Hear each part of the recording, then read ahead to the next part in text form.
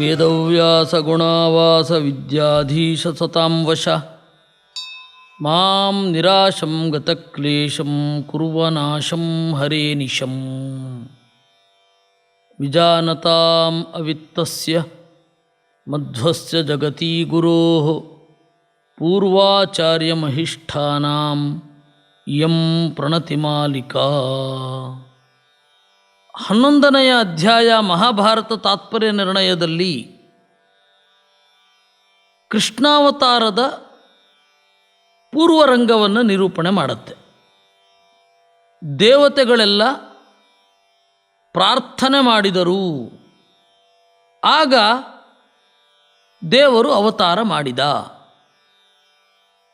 ದೇವರು ಬರುವ ಮೊದಲು ಈ ಭೂಮಿಯಲ್ಲಿ ಎಂತಹವರಿದ್ದರು, ಅವರ ವರ್ತನೆಗಳು ಹೇಗಿತ್ತು, ಅವರ ಮನಸ್ಥಿತಿ ಹೇಗಿತ್ತು, ಅವರ ಜೀವನ ಹೇಗಿತ್ತು, ದೇವರು ಅವತಾರ ಮಾಡಲೇಬೇಕಿತ್ತ ಅಥವಾ ದೇವರ ಅವತಾರ ಮಾಡದೆ ಹೋದರೂ ನಡೀತಿತ್ತ, ಈ ಎಲ್ಲ ಸಂಗತಿಗಳನ್ನು ನಿರೂಪಣೆ ಮಾಡಿದ್ದಾರೆ. ಮಧ್ವಾಚಾರ್ಯರ ಆ ಒಂದು 11ನೆಯ ಅಧ್ಯಾಯದ ಒಂದು ಸಂಗತಿಯನ್ನು ನಾನು ನಿಮಗೆ ಹೇಳಲೇಬೇಕು. ಶಿವರಾಮ ಕಾರಂತರು ಅಂತ ಸಾಹಿತಿ, ನಿಮಗೆಲ್ಲ ಗೊತ್ತೇ ಇರುತ್ತೆ, ಜ್ಞಾನಪೀಠ ಅವಾರ್ಡಿ. ಅವರು ಒಂದು ಪ್ರಶ್ನೆ ಮಾಡ್ತಾ ಇದ್ದರು. ಈಗ ಒಬ್ಬ ಯಾವುದೇ ಫೀಲ್ಡಲ್ಲಿ ಉನ್ನತ ಅವಸ್ಥೆಗೆ ಬರಬೇಕಾದ್ರೆ ಸುಮಾರು 40 ವಯಸ್ಸಾಗಿರುತ್ತೆ ಅವನಿಗೆ. ಇವಾಗ ರಾವಣ ಸೀತೆಯನ್ನು ಎತ್ಕೊಂಡು ಹೋಗಬೇಕಾದ್ರೆ ಸುಮಾರು 40 ವಯಸ್ಸು ಅಂತ ಇಟ್ಕೊಳ್ಳೋಣ, ಅಥವಾ ಅದಕ್ಕಿಂತ ಜಾಸ್ತಿ. ವಿಪರೀತ ಕಾಟ ಕೊಡಬೇಕಾದ್ರೆ ದೇವತೆಗಳಿಗೆ ಒಂದು 40 ವರ್ಷ ಆಗಿರುತ್ತೆ. ಯಾರು? ರಾವಣ. ತನ್ನ ಫೀಲ್ಡಿನಲ್ಲಿ ಮೆರಿಬೇಕಾದರೆ ದೇವತೆಗಳೆಲ್ಲ ಹೋಗಿ ದೇವರನ್ನು ಬೇಡ್ಕೋತಾರೆ, ದೇವರೇ, ರಾವಣ ಅನ್ನೋ ಒಬ್ಬ ಅಸುರ ಇದ್ದಾನೆ, ನಮ್ಮನ್ನು ಕಾಡಿಸ್ತಾ ಇದ್ದಾನೆ ಅಂತ. ಆಮೇಲೆ ದೇವರು ಅವತಾರ ಮಾಡೋದು, ಭೂಮಿ ಮೇಲೆ ಹುಟ್ಟುತ್ತಾನೆ, ಯಾರನ್ನೋ ಮದುವೆ ಆಗ್ತಾನೆ, ಯಾರ್ದೋ ಪಿತೂರಿಯಿಂದ ಕಾಡಿಗೆ ಬರ್ತಾನೆ. ಅಷ್ಟೊತ್ತಿಗೆ ಒಂದು ಸುಮಾರು 20-30 ವರ್ಷ ಆಗೋಗಿರುತ್ತೆ. ಅಂದರೆ ರಾವಣನಿಗೆ 70. ಇನ್ನೊಂದು ಸ್ವಲ್ಪ ದಿವಸ ಬಿಟ್ಟಿದ್ದಿದ್ರೆ ಹಾಗೇ ಸತ್ತೋಗ್ತಾ ಇದ್ದ. 70ನೇ ವಯಸ್ಸಿನಲ್ಲಿದ್ದ ರಾವಣನನ್ನು ಕೊಂದು ಮಹಾಶೂರ ವೀರ ಅಂತ ದೇವರು ಬಿರುದು ತಗೋಬೇಕಾ? ಮತ್ತು ಅವತಾರ ಯಾಕೆ? ತನ್ನಲ್ಲಿರುವ ಒಂದು ಎಲೆಯನ್ನು ಕಿತ್ತಾಕಲಿಕ್ಕೆ ಮರ ಇಡೀ ಕುಣಿಯತ್ತ. ಹಾಗೆ ದೇವರು ಅವತಾರ ಮಾಡೋದೇ ವೇಸ್ಟು. ಆಗೋ ಸಣ್ಣ ಕೆಲಸಕ್ಕೆ ಅವನ್ಯಾಕೆ ಇಳಿದು ಬರಬೇಕು? ಈ ತರಹದ ಪ್ರಶ್ನೆ ಕೇಳುವಾಗ ಸರಿ ಅನ್ಸತ್ತೆ, ಹೌದು ಅಂತ ಮಧ್ವಾಚಾರ್ಯರು ಇಲ್ಲಿ ಉತ್ತರ ಕೊಟ್ಟಿದ್ದಾರೆ. ಈ ತರಹದ ನಾಸ್ತಿಕರಿಗೆ ತಸ್ಮಿನ್ ಕಾಲೇ ತ್ಯಜ್ಯತೆ ಹಿ ಬಲವದ್ಭಿರ್ವಧಂ ವಿನಾ ಅತಿಸಕ್ತಾ ತಪೋಹೀನಾ ಕಥಂಚಿನ್ ಮೃತಿಮಾಪ್ನುಯುಹು. ರಾವಣ ಇದ್ದ ಕಾಲದಲ್ಲಿ ಅಥವಾ ಆ ತರಹದ ಕಾಲದಲ್ಲಿ ಅವರಿಗಿಂತ ಬಲಿಷ್ಠರು ಬಂದು ಕೊಂದದ್ದಲ್ಲದೆ ಸಾಯ್ತಾ ಇರಲಿಲ್ಲ. ಅತ್ಯಂತ ವಿಷಯಾಸಕ್ತರಾದವರು, ಸರಿಯಾಗಿ ತಪಸ್ಸಿಲ್ಲದವರು ಹೇಗೋ ಸಾಯ್ತಾ ಇದ್ದರು ಅಷ್ಟೆ. ಅದರಿಂದಾಗಿ ಬಹುಯುಗ ಜೀವಿನೋ ಹಿ ರಾವಣಾದಯ ಅಂತಾರೆ. ರಾವಣಾದಿಗಳೆಲ್ಲ ಬಹಳ ಯುಗಗಳ ಗಟ್ಟಲೆ, ಸಾವಿರಾರು ವರ್ಷಗಳ ಗಟ್ಟಲೆ ಬಾಳಿದ್ದಾರೆ. ನಾವು ಅಂದುಕೊಂಡ ಹಾಗೆ ಅಲ್ಲಿಲ್ಲ. ಅಲ್ಲಿಯ ಬಾಳು ಸ್ವಲ್ಪ ಡಿಫ್ರೆಂಟ್ ಆಗಿರುತ್ತೆ. ಭೀಷ್ಮಾಚಾರ್ಯರು ಸಾಯುವ ಕಾಲಕ್ಕೆ ಅವ್ರಿಗೆ 800 ವರ್ಷ. ಲಾಸ್ಟ್ ಜನ್ರೇಷನ್ ಅದು. 800 ವರ್ಷ ಬಾಳಿದ ಜನ್ರೇಷನ್. ಭೀಷ್ಮ, ವಿರಾಟ, ದೃಪದ, ದ್ರೋಣ ಇವರೆಲ್ಲ ಒಂದೇ ವಯಸ್ಸಿನವರು. ಅವರು ಸತ್ತ ಮೇಲೆ ಮತ್ತಾರೂ 800 ವರ್ಷ ಬದುಕಿದ ಉದಾಹರಣೆ ಇಲ್ಲ. ಜನಸಾಮಾನ್ಯರು ಹಿಮಾಲಯದ ಯಾವುದೋ ಒಂದು ಮೂಲೆಯಲ್ಲಿ ಯಾವುದೋ ಒಬ್ಬ ತಪಸ್ವಿ ಎಷ್ಟೋ ವರ್ಷ ಬದುಕಿರಬಹುದು, ಅದಲ್ಲ ಲೆಕ್ಕ. ಸಾಮಾಜಿಕ ಜೀವನದಲ್ಲಿ ಇದ್ದವರು ಅಷ್ಟು ವರ್ಷ ಯಾರೂ ಬದುಕಲಿಲ್ಲ. ಯಾಕೆ ಹೇಳಿದ್ದು ಅಂದರೆ ಈ ತರಹದ ಅನೇಕ ಸೂಕ್ಷ್ಮಗಳನ್ನು ಆಚಾರ್ಯರು ತೆರೆದಿಡುತ್ತಾರೆ. ಅದರ ಒಂದು ಸಂಗ್ರಹವನ್ನು ರಾಘವೇಂದ್ರ ಸ್ವಾಮಿಗಳು 11ನೇ ಶ್ಲೋಕದಲ್ಲಿ ಮಾಡಿದ್ದಾರೆ. ಭೂಪಾಯತ್ರ ಪುರೂರವ ಪ್ರಭೃತಯಃ ಜಾತಾ ವಿಧೋರನ್ವಯೇ ಯದ್ವಾದ್ಯಾ ಭರತಾದಯಃ ಕುರುಮುಖಾಃ ಭೀಷ್ಮಾಂಬಿಕೇಯಾದಯಃ ಭೂಭಾರಕ್ಷಯಕಾಂಕ್ಷಿಭಿಃ ಸುರವರೈಃ ಅಭ್ಯರ್ಥಿತ ಶ್ರೀಪತಿಃ ತತ್ರಾವಿರ್ಭವಿತುಂ ತಹಾಮರಗಣೈಃ ಇಚ್ಛನ್ ಹರಿಪಾತು ಮಾಂ.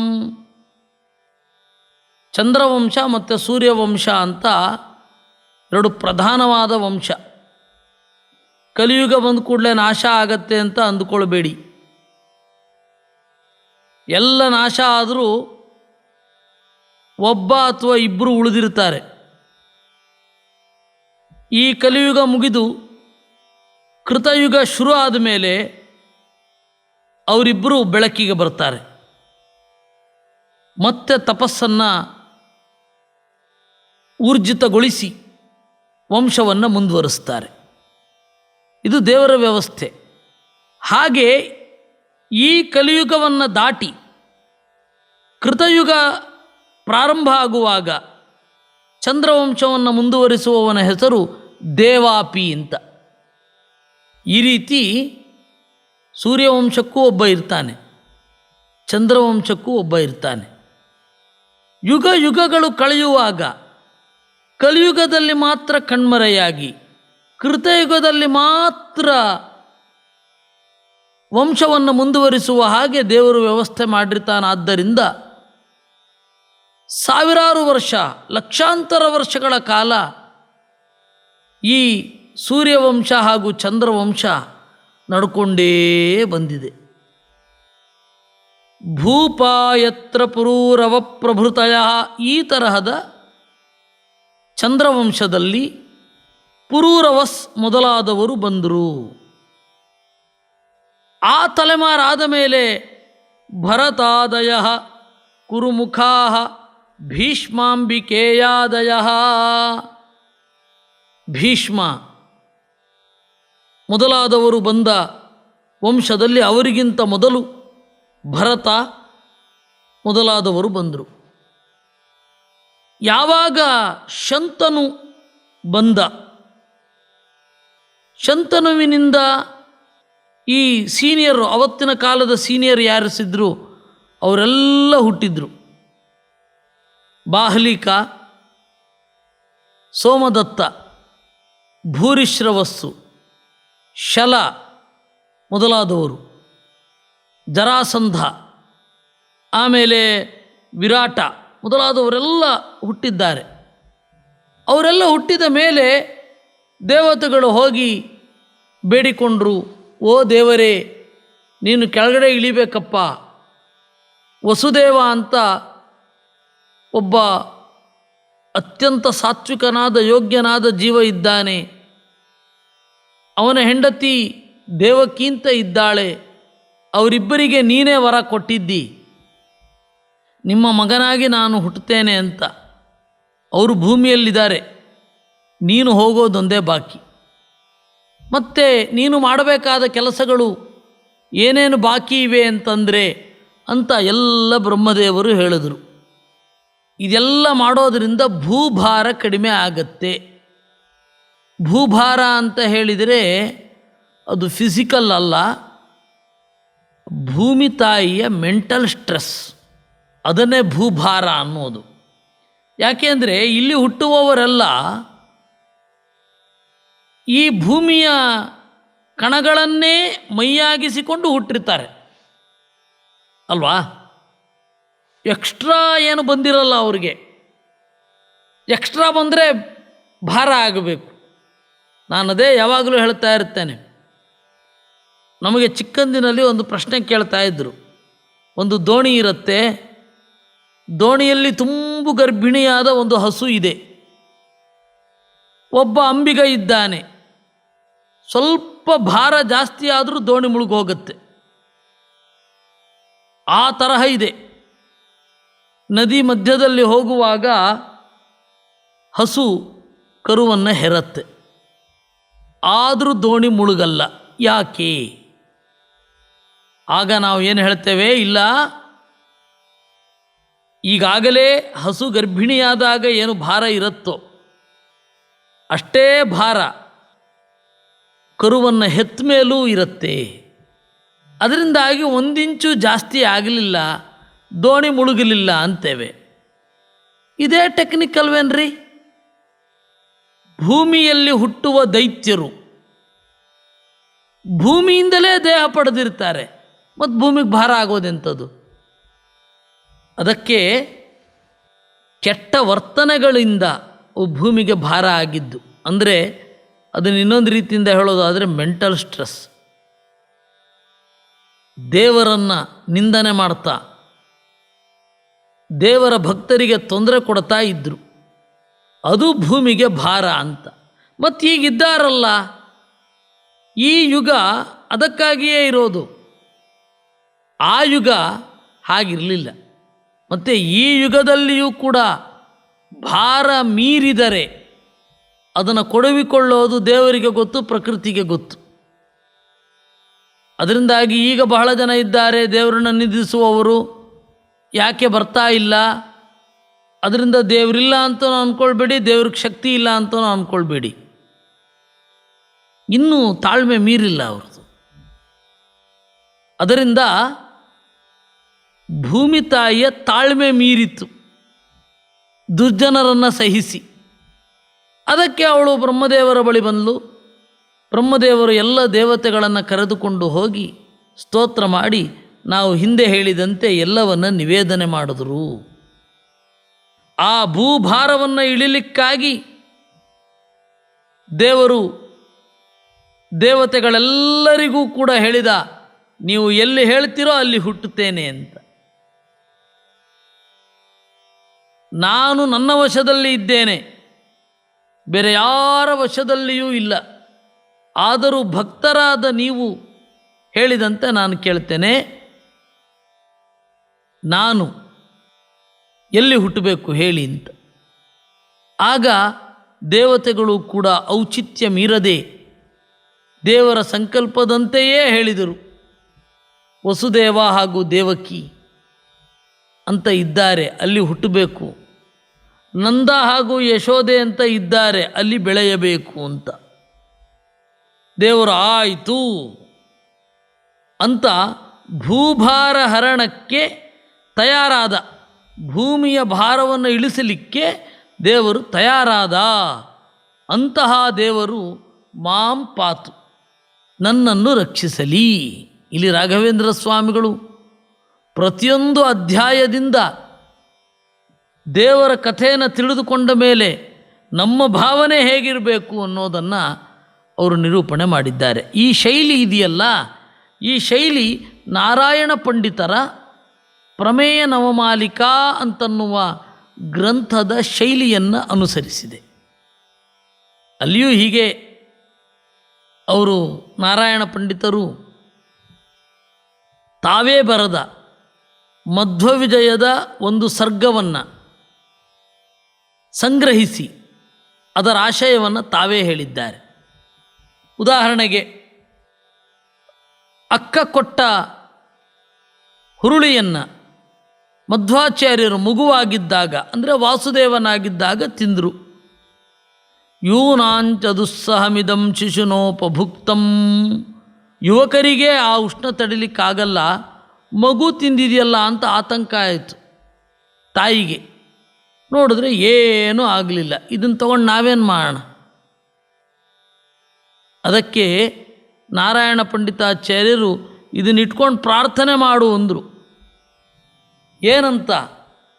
ಮಧ್ವಾಚಾರ್ಯರು ನೀವು ಏನೂ ಇಲ್ಲದೆ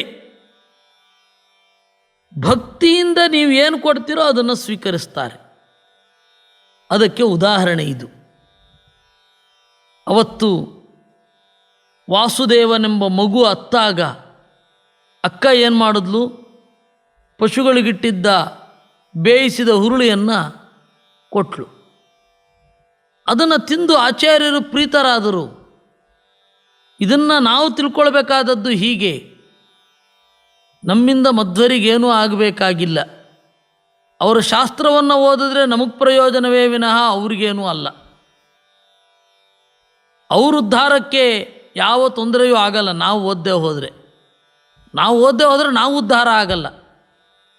ಅದರಿಂದ ಓ ಆಚಾರ್ಯರೇ, ನಮ್ಮನ್ನು ಕಾಪಾಡಿರಿ. ಅವತ್ತು ಮಧ್ವರ ಅಕ್ಕ ಇದ್ದ ಸ್ಥಿತಿಯಲ್ಲೇ ನಾವಿದ್ದೇವೆ. ನಮ್ಮ ಕೈಯಲ್ಲೇನೂ ಇಲ್ಲ. ನಿಮಗೆ ಕೊಡಬಹುದಾದದ್ದೇನಿದೆ? ಸಿಕ್ಕಿದ್ದನ್ನು ನಿಮಗೆ ಸಮರ್ಪಣೆ ಮಾಡ್ತೇವೆ, ಅದರಿಂದ ಪ್ರೀತರಾಗಿರಿ ಅಂತ ಇದು ಪ್ರಾರ್ಥನೆ.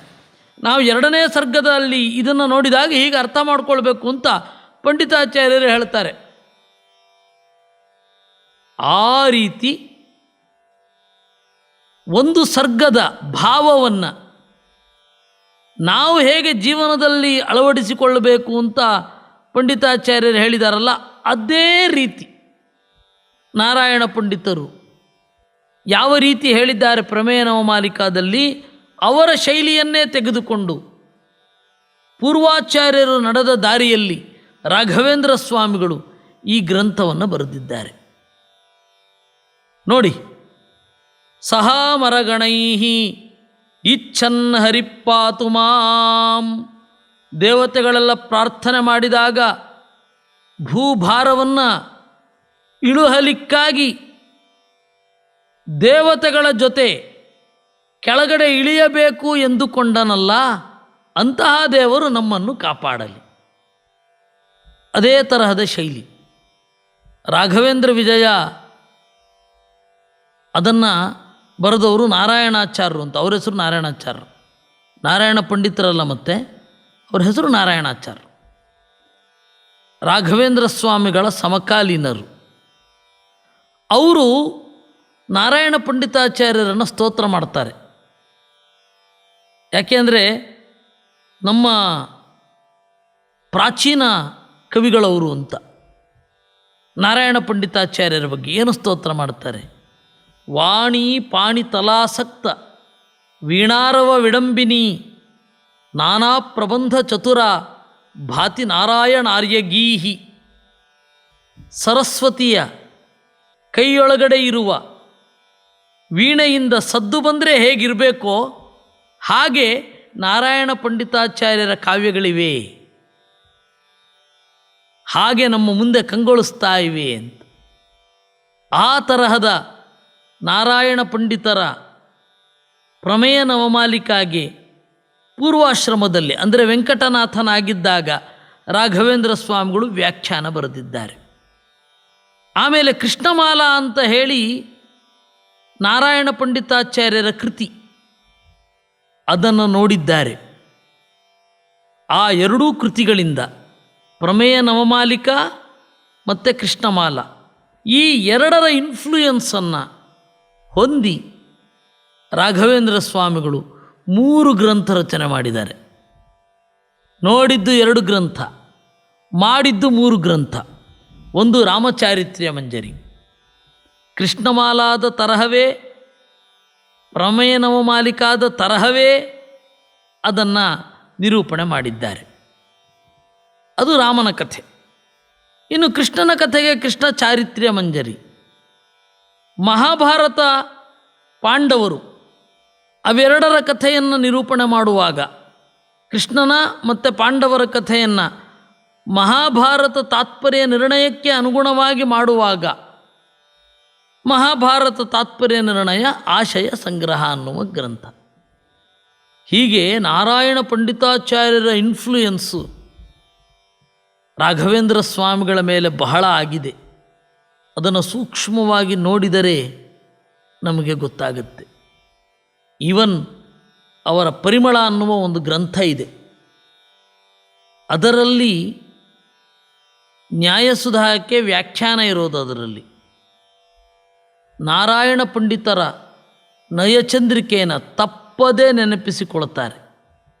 ಅಲ್ಲಿ ನಯಚಂದ್ರಿಕೆಯ ಮಾತುಗಳನ್ನು ಉದಾಹರಿಸ್ತಾರೆ. ಇದನ್ನೆಲ್ಲ ನಾವು ನೋಡಿದ್ರೆ ಸೂಕ್ಷ್ಮವಾಗಿ ನಾರಾಯಣ ಪಂಡಿತಾಚಾರ್ಯರಿಂದ ರಾಘವೇಂದ್ರ ಸ್ವಾಮಿಗಳು ಎಷ್ಟು ಪ್ರಭಾವಕ್ಕೊಳಗಾಗಿದ್ದಾರೆ, ರಾಘವೇಂದ್ರ ಸ್ವಾಮಿಗಳಿಗೆ ಎಷ್ಟು ಇಷ್ಟ ನಾರಾಯಣ ಪಂಡಿತರ ಕೃತಿ ಅನ್ನೋದು ಗೊತ್ತಾಗತ್ತೆ. ಆ ತರಹದ ನಾರಾಯಣ ಪಂಡಿತರ ಪ್ರಭಾವಕ್ಕೆ ಒಳಗಾದ ರಾಘವೇಂದ್ರ ಸ್ವಾಮಿಗಳ ಈ ಗ್ರಂಥ, ಆ ಗ್ರಂಥದ 11ನೆಯ ಶ್ಲೋಕವನ್ನು ನಾವಿಲ್ಲಿ ನೋಡಿದ್ದೇವೆ.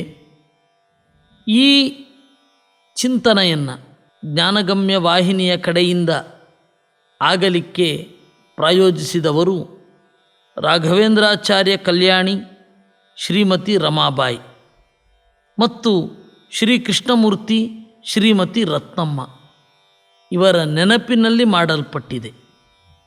ದೇವರು ಇಷ್ಟೂ ಜನರಿಗೂ ಬೇರೆ ಬೇರೆ ಹಂತದಲ್ಲಿ ತನ್ನ ಅರಿವನ್ನು ಕೊಡುವಂತಾಗಲಿ, ತನ್ನ ಚರಿತ್ರೆಯನ್ನು, ತನ್ನ ಕಥೆಯನ್ನು ಸವಿಯುವಂತಹ ಬುದ್ಧಿಯನ್ನು, ಭಾಗ್ಯವನ್ನು ಅವರಿಗೆ ಕೊಡುವಂತಾಗಲಿ ಅಂತ ನಾವೆಲ್ಲ ಪ್ರಾರ್ಥನೆ ಮಾಡ್ತಾ ಈ ಒಂದು ಚಿಂತನೆಯನ್ನು ದೇವರಲ್ಲಿ ಅರ್ಪಣೆ ಮಾಡೋಣ.